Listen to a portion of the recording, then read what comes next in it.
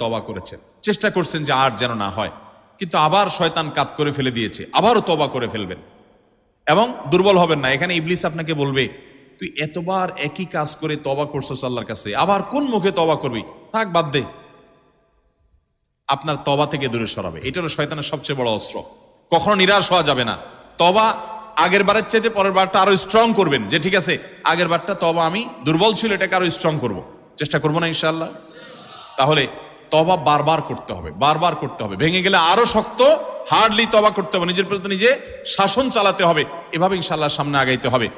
ভারতবর্ষের একজন কবি বলেছেন, আরে ইয়ে কুস্তি তো হয় অমর ভর কি, কবি ও দাবালে কবি তু দাবালে।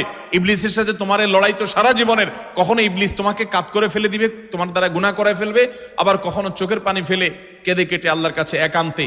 ভাইরা, কিছু নির্জন সময় কাটানো দরকার। আমাদের কোনো নির্জন সময় নাই।